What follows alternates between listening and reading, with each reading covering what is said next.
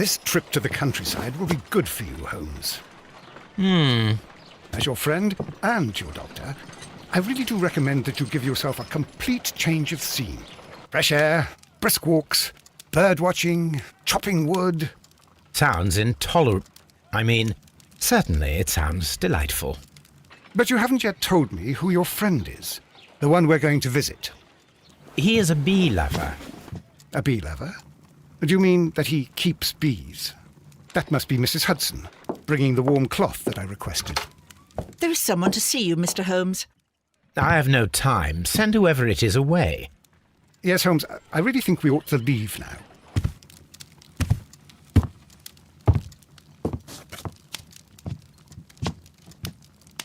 Mycroft.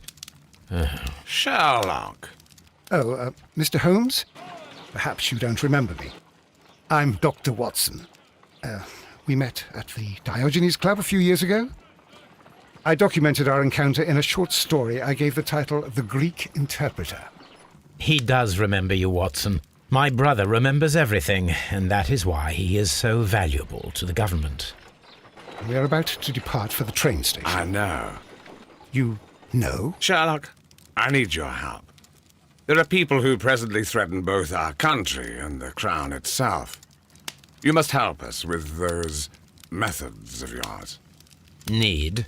Help? Those are not words I would readily associate with you, Mycroft. I wrote you a letter, but you did not reply. And this is not about politics.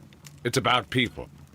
People similar to those whom you pretend to defend in your petty detective affairs. Everything is about politics with you, Mycroft. I'm not interested. Have some of your agents, your spies, or worse, undertake this job of yours. You are defending your people, and they have little to do with the people I choose to help, I can assure you. That is the point. You think exactly as they do. Who are they? The Merry Men. He is talking about the Merry Men, a band of idealistic terrorists. Sherlock, do please think about it. They are planning something diabolical. Your country needs you. You need me, Mycroft, and you are not the country. Although if your waistline expands very much further. Mrs. Hudson, tea will not be necessary. Dr. Watson, the train conductor, Mr. Parker, is aware that you will be 7 minutes late. You are in the 4th car. The train will be waiting for you. Sherlock, enjoy your time in Staffordshire. And do, please, at least write to me on your return.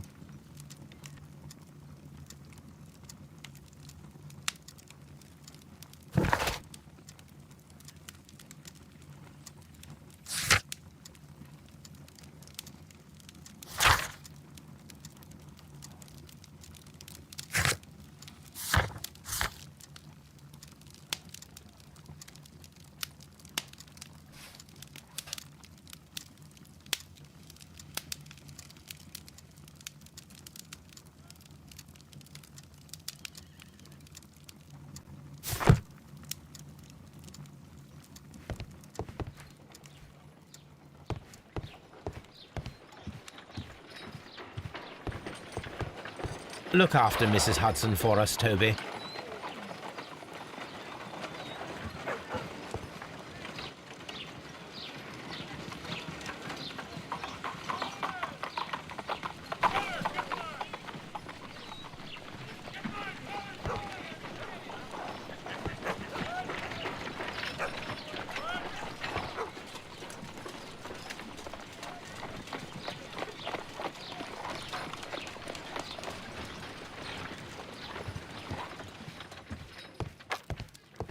Watson, I'll hold a cab for us.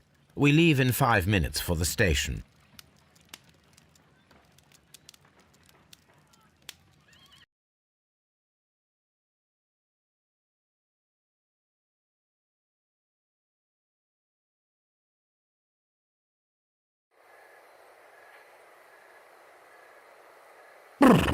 What a gloomy night.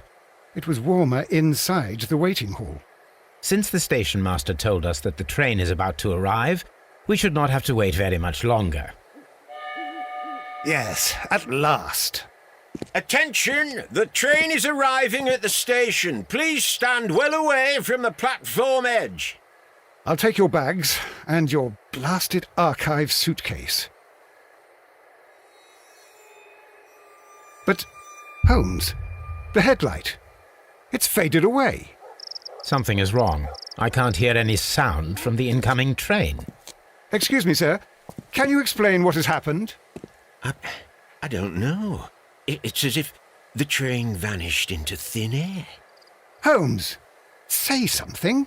Quick, fetch a lantern and let us take a look. It's too dark.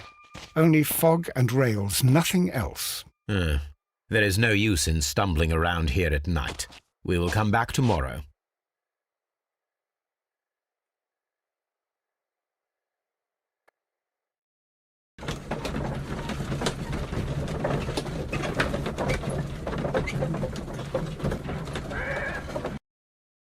Well, here we are again at Evesham Station. We have a full day ahead. Let us begin our investigation.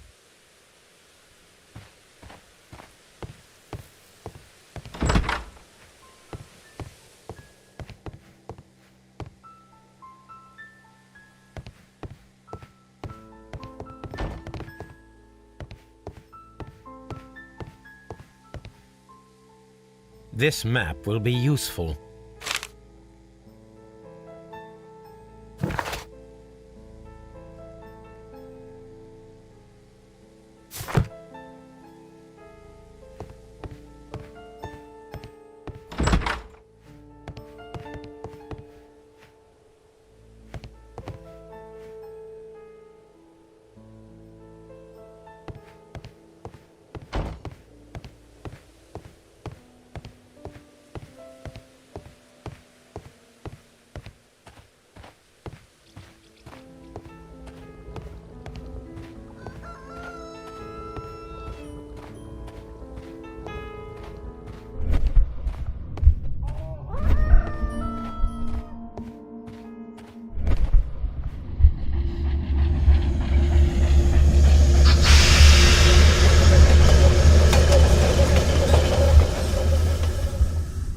This is the place where we saw the train vanish last night.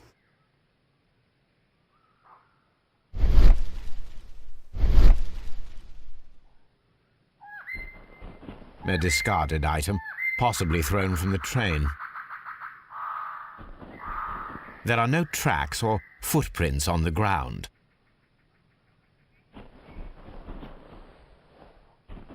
The rails have not been touched. There's nothing unusual here. Railway sleepers, nothing unusual.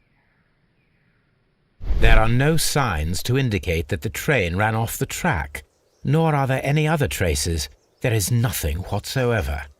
There are no clues. But then, a negative result is also a result. Oh, I see what you're getting at. No clues and you're smiling. Yes, Watson, I do smile on occasion. This mystery appears very promising.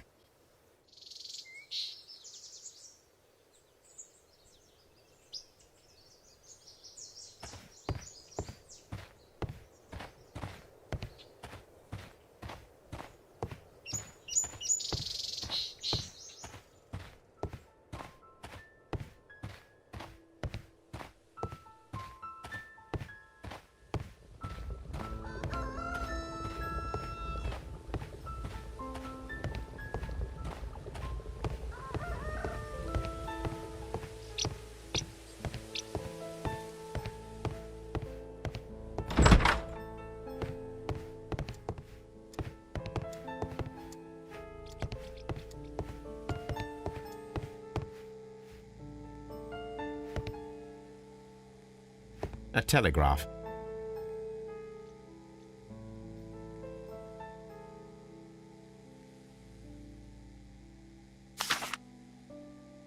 A new telegram. I think we should meet this Mr. Robinson.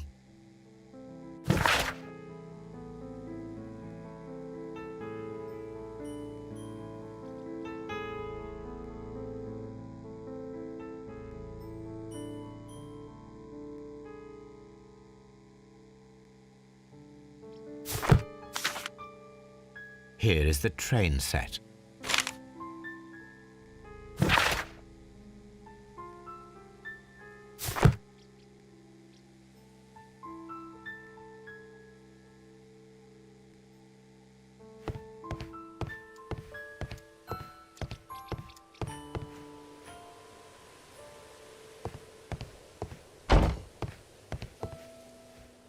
Good morning. Allow me to introduce myself. My name is Sherlock Holmes, and this is my friend and colleague, Dr. Watson. Yes, I remember you. I'm Station Master Everett. You were here last night. So, you are Mr. Holmes, the great detective. Will you be investigating what happened? I shall indeed. It is extraordinary that an entire train could disappear like that. And to think of all the poor people inside it, the passengers, the driver.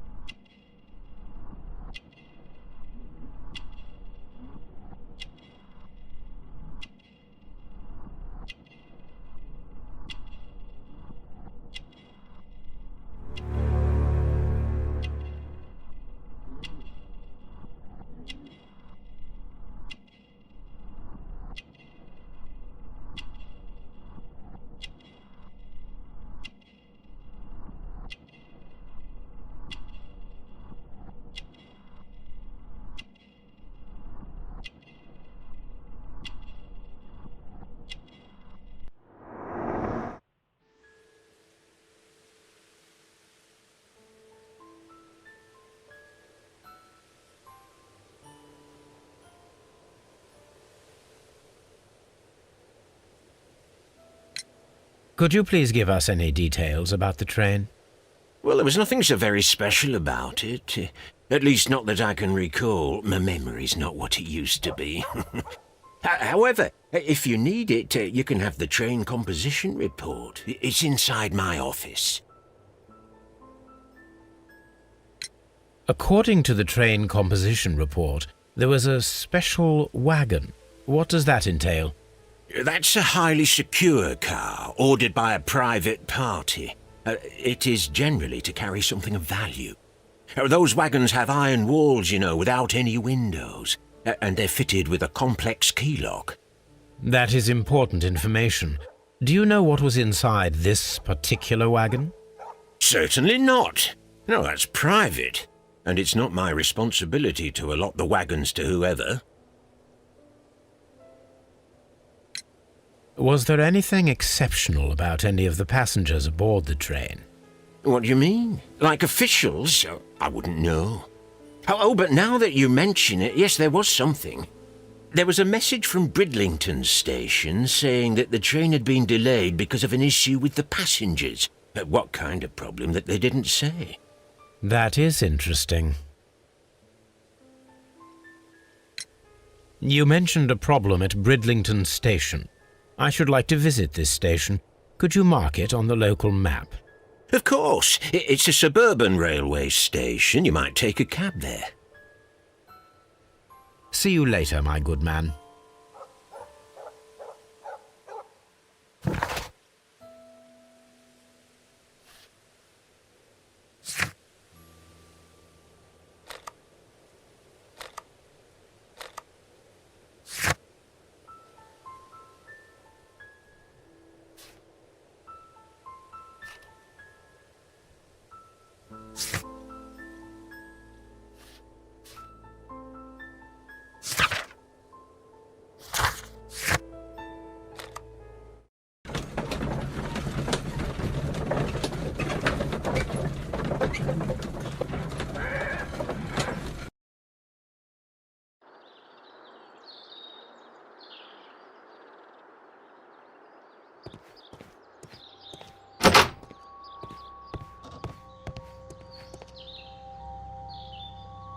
Railway post bags.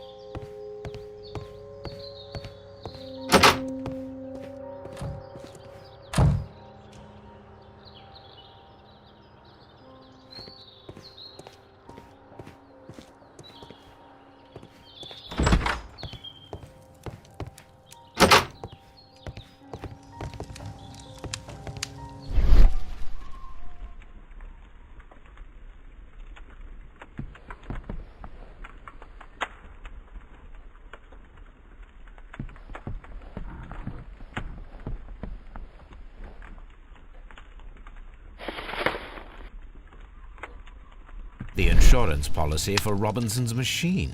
A significant sum.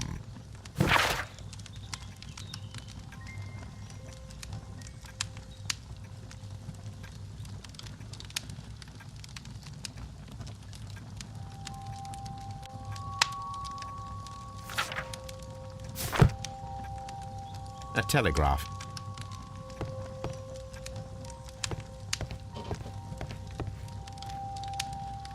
Good day to you, gentlemen. How may I help you? Good day to you, sir. My name is Sherlock Holmes. I am investigating the unfortunate disappearance of last night's train. I see.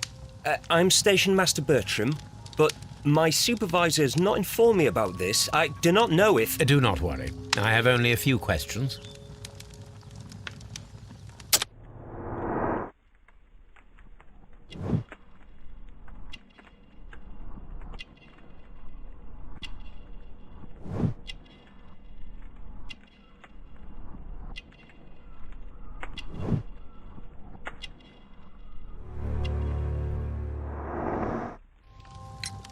Station Master Everett from Evesham told us that you reported a problem with some passengers last night. Indeed. This train is a regular line for those who work at Nottingham. But yesterday, everyone was asked to get off the train here at my station. I've no idea why, and it delayed the train. But the worst of it is that now I have to deal with two furious passengers who are complaining about the company's service. They stayed here the whole night. But people do not usually pay much attention to the regulations, you see. There are very strict and clear rules. Paragraph 234 of Article 2G-43 states that in the event of a complaint, you must... Yes, thank you. I understand.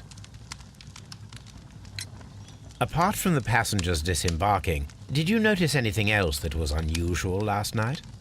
I did. And I mentioned it in my report to our higher management on the matter. What was it? Sorry, but I can't tell you. The station master's reports are confidential. Confidential, you say? How long have you been working here? I have worked here long enough to be quite capable of managing a railway station.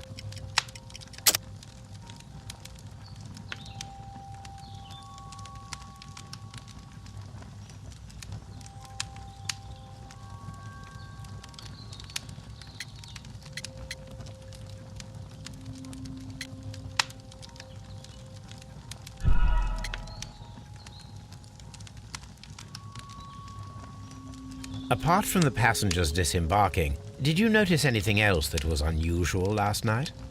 I did. And I mentioned it in my report to our higher management on the matter. What was it? Sorry, but I can't tell you. The station master's reports are confidential. Confidential, you say? How long have you been working here? I have worked here long enough to be quite capable of managing a railway station.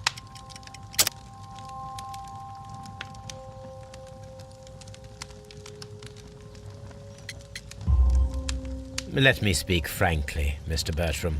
Your age and your lack of confidence in your position are quite apparent. You cannot deny that you have only recently completed your studies. I was at the top of my class. Listen here, young man. I am aware that you wish to protect yourself behind all these regulations, but I represent the law. And you are obstructing the investigation of an important case. I would suggest that you cooperate with Mr. Holmes. Think of your career. Ah, that is... Well, I'll tell you everything. First of all, I scolded the ticket inspector, for it was he who asked the passengers to leave the train. It was not his right to do so. He was very rude. And then, later on, I received a most peculiar telegram from my colleague at Chesterfield Station, the next stop along the line. What did the telegram say? Well, that was the peculiar thing. It was almost unreadable. It was full of errors and awfully vague. It was hard to understand if the train had correctly passed that station or not. You can read it for yourself. We ought to visit Chesterfield Station. We need to confirm if the station master saw the train or not.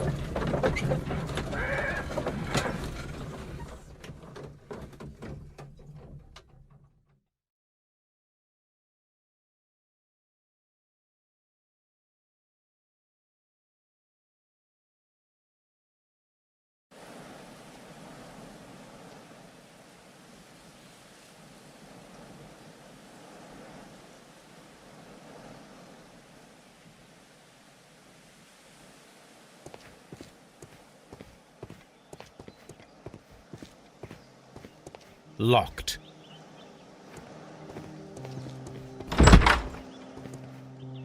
This bin is full of empty bottles.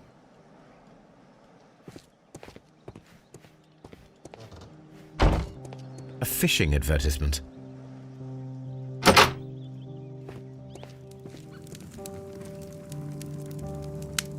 A telegraph. I had thought that all station masters knew the Morse code, but apparently not.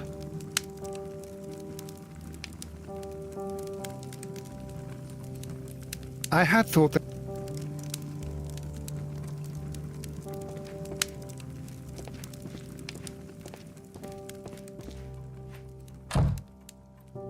How could he fall asleep at work like this?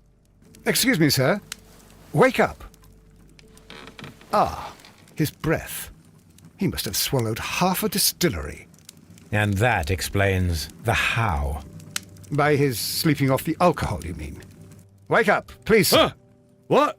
The 18-hour 72 train has arrived? Good day to you. We are investigating the disappearance of last night's train, and we should like to ask you a few questions.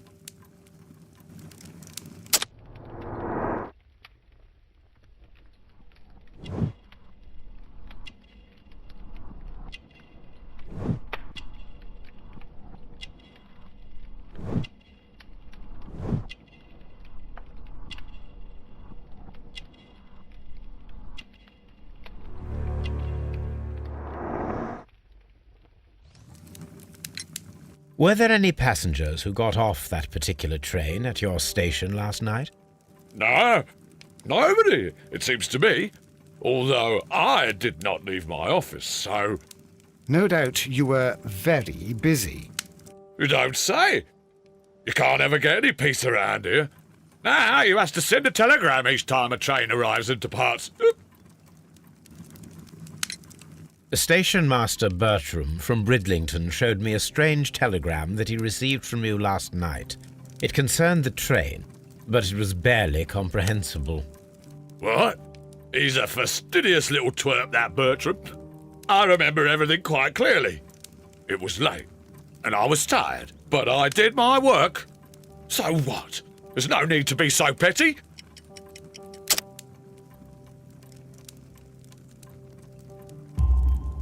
You were not tired, you were inebriated. Tell me the truth now, or I shall not hesitate to document your state in my report. My friend means that you will end up by being sacked from your position. All right. So I was drunk. I don't remember all of yesterday, to be truthful to you. Please don't go harsh on me. Holmes, this man has consumed a considerable amount of alcohol. He's not entirely helpless yet, but...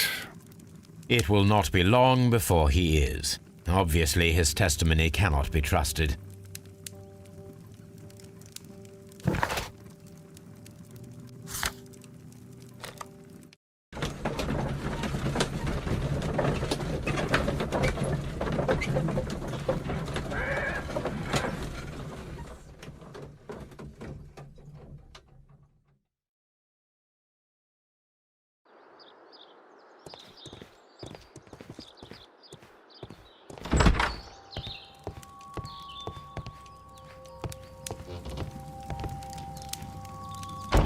Good day to you, sir.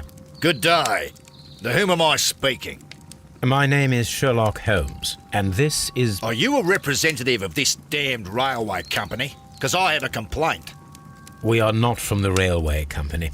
We are... Well, in that case, Mr. Shamrock Flomes, please excuse me, but I'm not in the mood for idle chit-chat at the moment.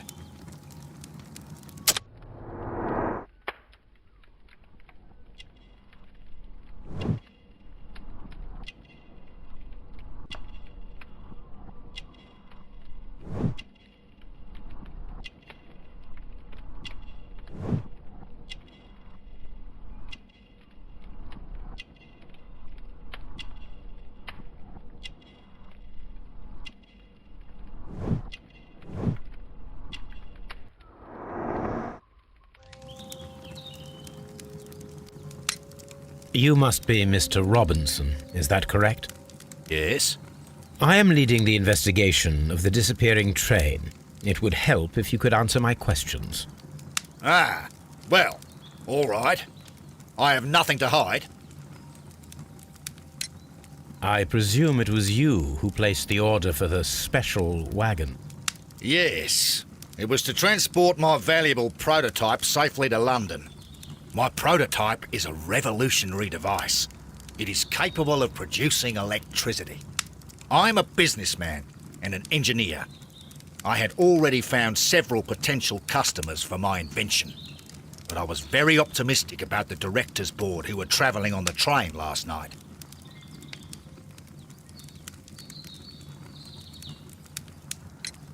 You mentioned a director's board. Which company do they own? The Chilean Barcazes Company. I had made an appointment with them. Now they are lost, along with the train and my prototype. What do you know about the Barcazes Company? It's a large South American company. They showed a great deal of interest in my prototype, and they seemed wealthy enough to do business with. This revolutionary machine of yours, was it very valuable? For God's sake, sir, it is priceless. It could change the world we live in, and yet I was selling it for almost nothing. I am a humanitarian, you see. I do not know if I will ever be able to get over this disaster. I cannot believe that it disappeared with that damned train.